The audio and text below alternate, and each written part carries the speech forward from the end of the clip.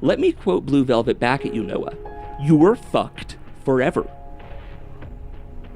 Not so big now, huh? I was thrust into a position of either getting to show mercy against someone being irritating or vaporizing him instantly. Mentally defective, upper-middle-class, fetal alcohol syndrome, 27-year-old Maoist man-child. He clearly has no sense of self or self-esteem. I wanted to demonstrate to the broader world what this specific little clique of communist homosexuals that you belong to do. I'm green-screened into your childhood home right now. I told you I was going to old boy you, Noah. No tears. I'm Maoist Landlord, and you're watching Frog 98.5. This is Noah Strickler, a musician and artist from Richmond, Virginia. Noah recently found himself the topic of some internet beef, so we made this video in response. Welcome to Frog 98.5, and welcome to We Are Maoist Landlord. All right, so if you want to start us off just by telling me your name and a little about yourself. Hey guys, I'm Maoist Landlord. You might also know me as Possum King, the lead singer of the band Joy Polloy, and my real name, which is Noah Strickler. I do a lot of film stuff, I do a lot of music stuff, a lot of creative projects. Like, that's the main thing I work on in my day-to-day. For about 5 years, I was a teacher. I worked within the education system. And after I escaped a really abusive relationship, I kind of lost sight of, what matters in life. I ended up enrolling in a partial hospitalization program, which is basically like, instead of going to your job, you go to therapy every day. A lot of people look down on this. But it's actually one of the best decisions I ever made. While I was in the hospital, I worked on these big reams of yellow paper, and I wrote out these poems about bugs, insects. Some of those poems are about the way I see the world outside of myself. Some of those poems are about love and my internal shit. Some of them are just about bugs. Like, I did a lot of bug research, and I kind of channeled that into my poetry. I love poetry. I love writing lyrics. A few months ago, I got laid off from one of the fakest jobs in the entire world. I worked for Google, managing AI search results. Unfortunately, we're in a bubble right now, folks. So after about, 6 months in that position, it stopped existing. That brings us to now. My main message is, no matter who you are, even if you make a lot of mistakes and you go down the wrong path, you don't have to keep moving forward. Sometimes the only way to get through something is to go sideways, perpendicular. You can't just go through everything in your life and just keep doing stuff the same way every single day and expect it to change. You have to make the decision, instead of going forward, I'm making a right turn. Take a breath and think about what would happen if you just stopped and went a different direction. Tell me a little bit about Red Noah. Red Noah was an idea I had when my band was booked for a show called Devil's Night. Smoke stops, and it's time to go. But I guess I'm not to worry. No time. I always figure something out. I was really trying to evoke imagery of Satan and the devil because the concert was literally Devil's Night. I wore some horns. I painted myself red. My band wore some spooky robes, like they were summoning me. It was really cool. And it seems like Red Noah was a lot more popular than I thought. When Flesh Simulator made his video, he tried to dress up like Red Noah. Who knew Red Noah was so famous? I had no idea.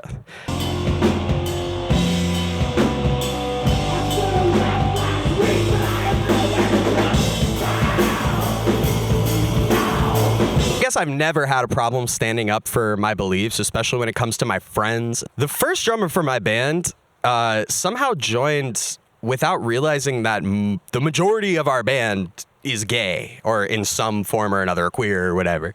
The week of our first show, he decided to have a meltdown because some of us wanted to wear dresses on stage. He left the band as a result of that, and we replaced him with a drummer who's way better. But he continued to harass my band and me for months after he left the band. And again, we didn't kick him out. He left the group chat. So I decided to give him a little call. Well, let me be real with you. So there was a time where I thought that your actions were motivated by fear. Now I realize that you're just because what you did tonight was you threatened to do a hate crime. You threatened to murder someone and you called them a You are a You could go to jail. You could go to jail. I have multiple records of this. You are a If you show up to one of my shows, you fucking people end you. Show up, pull up. You're a piece of You're a piece of Let's go. I don't like being aggressive. I don't like using profanity. I'm not a mean person, right? I'm not anymore, but I do know how to turn it on when I need to. And I'm pretty good at, I don't know, getting my point across, even if it is in more of an abrasive way than you might be used to. You might know me from Twitter if you are really online to an embarrassing degree. I certainly don't recommend anyone use Twitter, especially in its current state. But I will say that there appears to be a path to making some sort of money from Twitter. Now, is it naive of me to think that I can, get in there and exploit the algorithm of Mr. Elon Musk? It's a little naive, right? The only problem is it's been going really well. Over the course of the past few months, I've unfortunately butted heads with some online figures. That includes Ariel Pink, a musician that I used to really like and respect. In about 5 years, he's going to owe me $10,000. I also got into beef with the lead singer of All That Remains. Funny guy, let's just say. And all of those little beefs have kind of been boosting my my online presence a little bit. Content isn't necessarily political. A lot of it is just slop. In the course of all my happy-go-lucky posting, I stumbled upon a man who appeared to be in the midst of a breakdown. I had a couple of 4D chess galaxy brain plans in play that very nearly came to fruition perfectly. When did you first become familiar yourself with Flesh Simulator as an online persona? That's a great question. I actually became familiar with him pretty early in his career because he posted and talked about stuff that was alongside my interests. He posts and make content about analog synths, conspiracy theories, parapolitics, all of these different things that I'm interested in, along with a lot of people I know. His big thing is production value, supposedly according to his fans, but most of his videos appear to be him sitting in a U-Haul, speaking with a lot of vocal fry and a lisp, mouth breathing. A lot of people seem to be impressed by this, and he garnered a pretty huge online following. He had about 500,000 subscribers on YouTube last time I checked, 70,000 Twitter followers. He posted that there was a fat F-slur Illuminati that was part of a mission to drive him insane on the internet. Was any of this true? No. Was it something that was very easy to make fun of? Yes. So of course I jumped in and I said, you're spending $1,000 to dox people on the internet. Stop. So he started targeting me. He started threatening to post my personal information, and all of it was wrapped up in his signature style, which is very focused on SA, which we'll put subtitles up if you don't know what that is. So in the midst of a series of threats about finding my personal information, punishing me for posting jokes, and a host of other things, punitively R-wording me and digitally R-wording me, this insane man posted a picture of what appeared to be the inside of a family member of mine's house, a cropped photo of that family member. So, because his identity is public, I tagged in his younger brother into the thread where he was threatening to do inappropriate things with me and commit violence on me.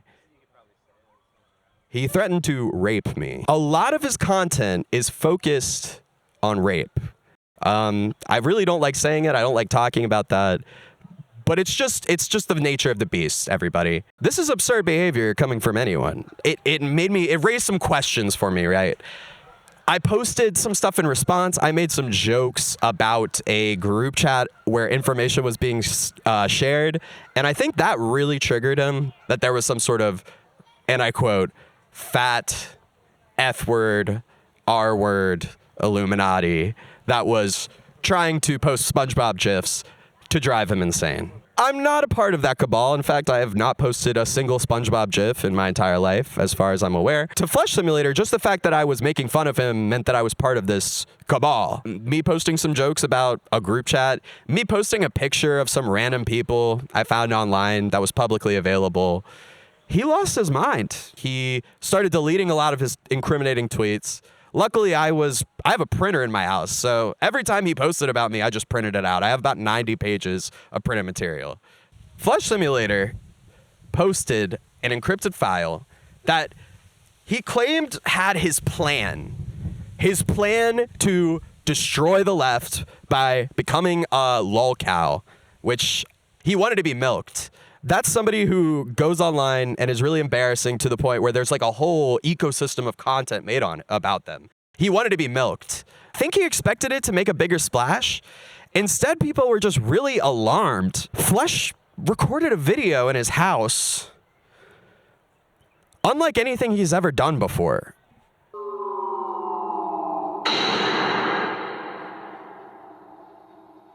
While I could have squashed Noah like a bug there and then, I instead chose to act like a wounded antelope to draw out the vultures. And now it's time to begin to tear the wings off of them, without having to share your fucked up life and fetal alcohol syndrome face and, just general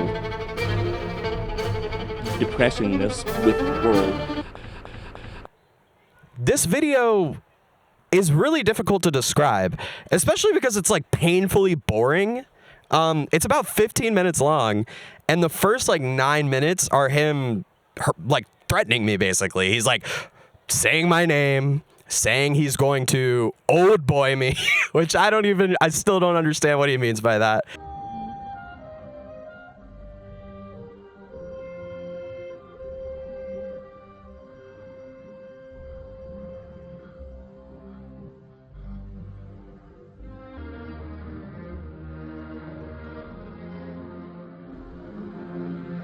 I don't think you watched that movie. Covering himself in fucking blood. Like, he poured buckets of blood on his head because he was trying to look like me. It was just kind of flattering. He might have put contacts in, or he might just have really pretty eyes. And he also green screened himself into my childhood bedroom. I'm green screened into your childhood home right now. You picked a fight with me that I repeatedly warned you that you were not going to be able to win. That wasn't my bedroom. I don't know whose room that was. He still doesn't know what city I live in. He still doesn't know my address. My childhood bedroom, I don't know why he's like, that's a big deal for him. I don't know why a grown man is making a video of himself green screened into my childhood bedroom. I'm sure a lot of us are curious about this too, because I don't really know what the point of that was. The last like 8 minutes of the video were him just basically like reading like easily disprovable conservative talking points, like in a fashion I could only describe as like clanging, which is basically like free association. It's something that people with mental illness go through, where if you ever see a person on the street that's just like fresh and clean, fresh and fast, flesh, like stuff like that, that's clanging. That's just, there's no meaning behind it. There's no deeper underlying thing. Flesh just ranted for like 9 minutes about these crime statistics, about like IQ, and like, I don't even know. Like, I literally, as soon as he took the paint off his face, like my eyes closed over, like most people. One of the comments that he made in this video was that, what, was it Jewish people are doing this? I don't even know. Jewish people, leftist, gay people, somebody is putting children on HRT to make them hot. Questioning the motives of the trans community, love bombing 14-year-old autists and trying to get them on HRT as soon as possible to make them hot. Make them hot. Make them hot. What? Sit with that for a second, folks. What does that mean if he is saying that? Also, why is he talking about children being hot after green screening himself into my childhood bedroom? That's I don't know. This whole big thing was the Izzat Nuke. Right. Explain what the Izzat Nuke was. Let's start with another word that I was forced to learn the meaning of recently, and that's Izzat. It's apparently some sort of Indian word that means honor, and it means like being really defensive about stuff on the internet. And I guess in the midst of this desire to move forward and to push, get through it all, And the desire to also make it seem like all of this was part of some sort of plan. He tied it into that esoteric concept of Izzat, which I guess is just a meme from somewhere he heard. And he also tied me and a stranger, some guy named Jake. The 300-pound, formerly alt-right, e-girl sex blackmailer Jake Chinatown. To Hassan Pixar, who is a online socialist influencer. He appears to like work out or something. Sexy socialist man, right? I was not familiar with him either before this. Like this is a new thing to me. For some reason, he thought I was like a mod of his or like a super fan or like, he thought we had some connection. The way that he thought he could get to me was by paying for a website, which is still up to this day. I'll put here's the URL. It's called HassanPiker.live. It's a website that says, Noah Strickler, hi, me, my full name, has cost Hassan Piker, and then it has a random, like a long number, right? That number is just based on how many people click the page and refresh the page. Like it's meaningless. I have built a monument to your failures. It is the website in the description of this video. Allow me to explain the premise. It's just a simple click-through counter. If this video made you like Hassan and his orbiters and this general community less than you did before, click the link. It will subtract one Izzat from Hassan Piker, and it will let everyone know who did it. As this number increases, you get to see in real time the number of people that you have turned away from your account.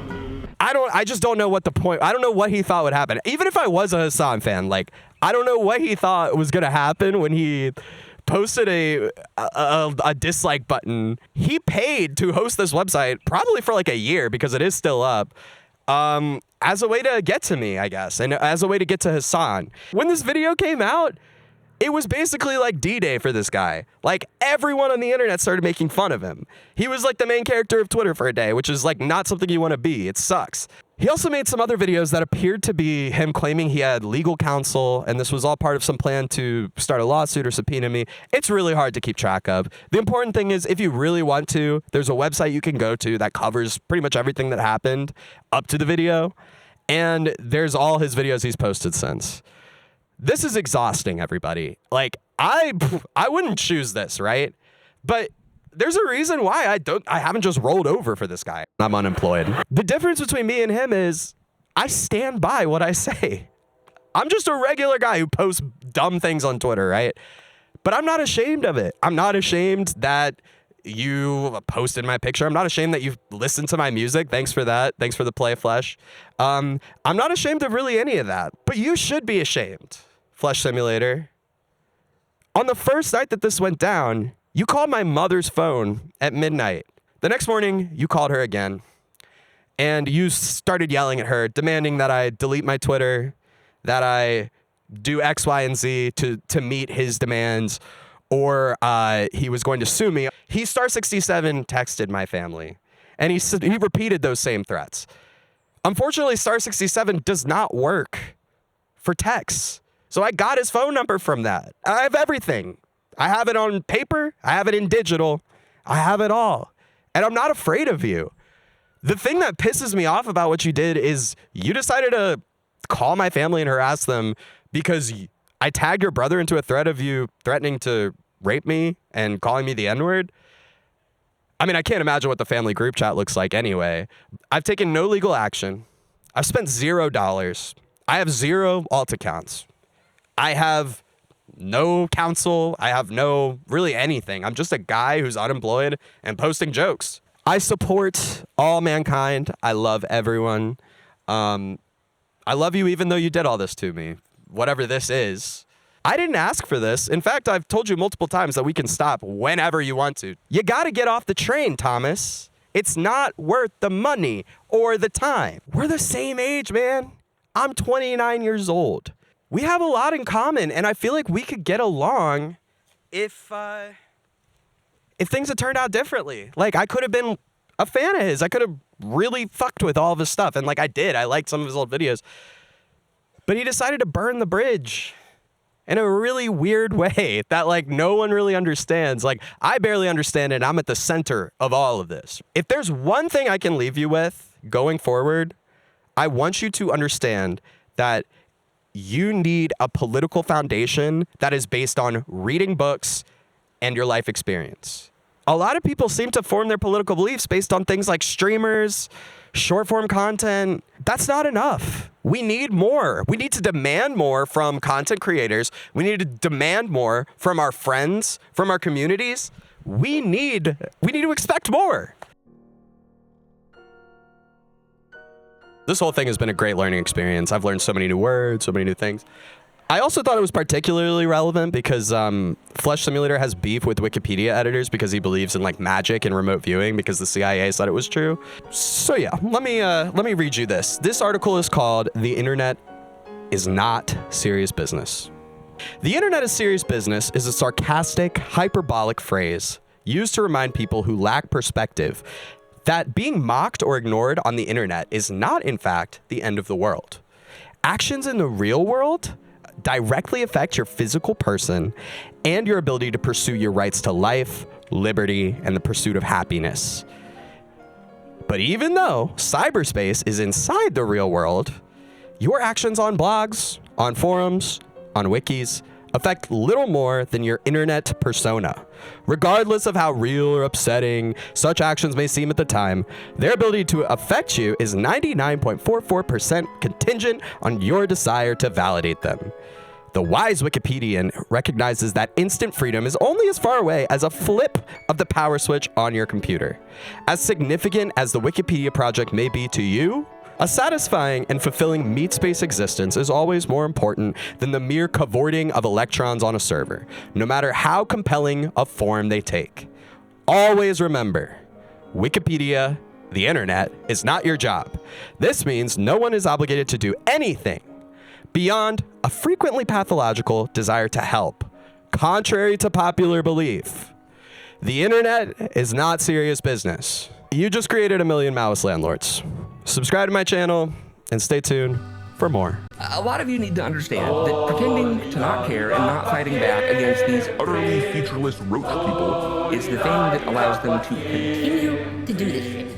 Why do you think so many of them keep showing up, concerned trolling about, like, the internet's not good for you, Ted. You should go touch grass. It's because bullying someone off of a platform Is how they win.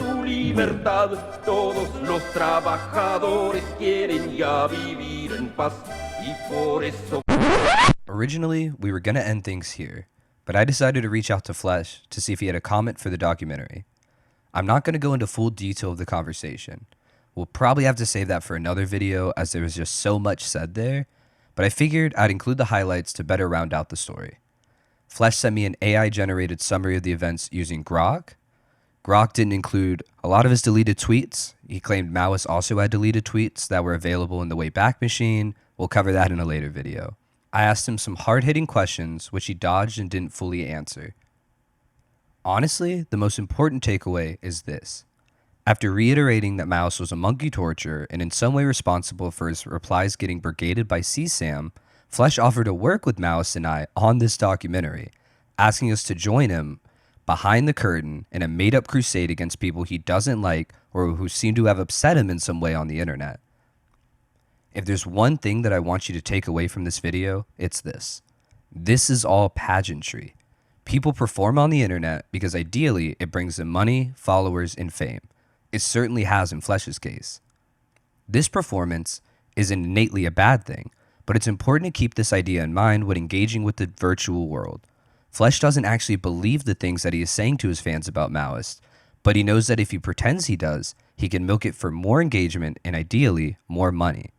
Maoist is trying to do the same thing, which I think both intimidates Flesh, but is also the reason he invited us to join him in further duping his audience. As I said, we will dive further into this full conversation with Flesh in a later video, but we felt like this needed to be included to truly flesh out the entirety of this beef. I hope you enjoyed this video. Stay tuned for more. Frog out, and I'll see you soon. Tenemos que juntar con solidaridad. Vamos, vamos, campesinos. los derechos a pelear con el corazón en alto y contra la unidad. En la fuerza de los pobres como las olas del mar, la injusticia va a inundar. Solidaridad para siempre, solidaridad para siempre, solidaridad para siempre, que viva nuestra unión.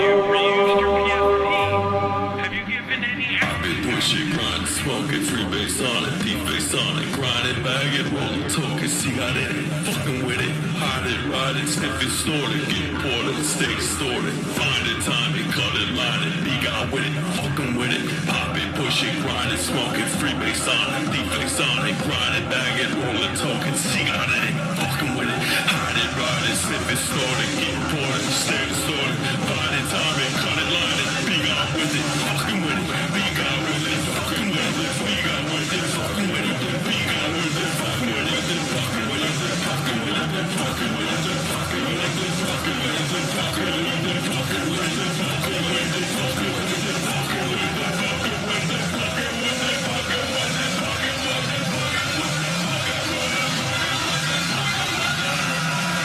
Continue going after someone the second they tap out. I'm not a monster.